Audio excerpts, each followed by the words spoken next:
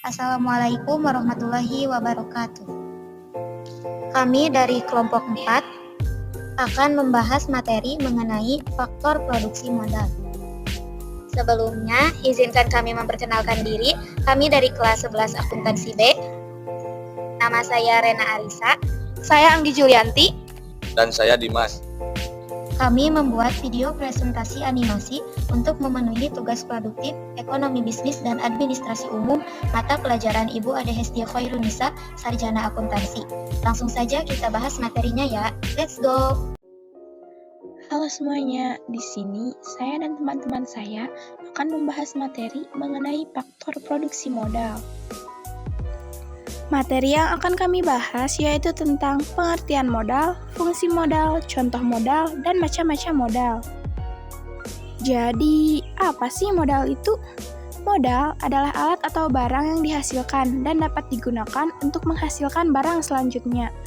Modal tidak harus berupa uang, melainkan juga berupa barang yang dihasilkan. Misalnya, dari hasil membuat kail atau jaring dapat digunakan sebagai alat untuk menangkap ikan. Jadi, kail dan jaring merupakan barang modal.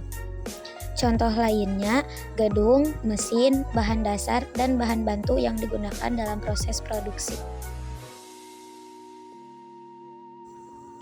Fungsi modal dalam ekonomi yaitu untuk menghasilkan dan meningkatkan atau memperluas produksi. Macam-macam modal. Modal terbagi menjadi 4, yaitu 1. Modal dilihat dari fungsinya. 2. Modal dilihat dari sifatnya. 3. Modal dilihat dari resikonya. 4. Modal dilihat dari bentuknya. 1. Modal dilihat dari fungsinya. A. Modal perseorangan atau modal privat, yaitu barang modal yang dimiliki perseorangan sebagai sumber penghasilan tanpa harus bekerja, misalnya saham, persewaan rumah, dan deposito bank. B. Modal masyarakat atau modal sosial, yaitu semua barang modal yang dapat digunakan orang banyak atau masyarakat. Barang modal masyarakat disebut juga konstruksi, misalnya jalan, jembatan, dan jalan kereta api. 2. Modal dilihat dari sifatnya, terbagi menjadi 3. Yang pertama, modal tetap, yaitu barang modal yang dapat digunakan lebih dari satu kali dalam produksi, misalnya tanah, gedung, dan mesin.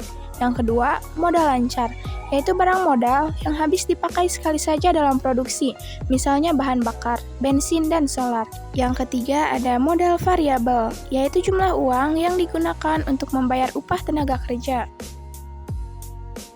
3. Modal dilihat dari resikonya. Yang pertama ada modal sendiri, yaitu modal perusahaan ditanggung secara penuh oleh perusahaan yang bersangkutan jika mengalami kerugian atau jatuh pailit. Dalam artian, pailit yaitu suatu keadaan debitur tidak bisa membayar saat jatuh tempo. Yang kedua ada modal pinjaman, yaitu modal yang resikonya lebih ringan jika perusahaan mengalami kerugian. 4. Modal dilihat dari bentuknya. A.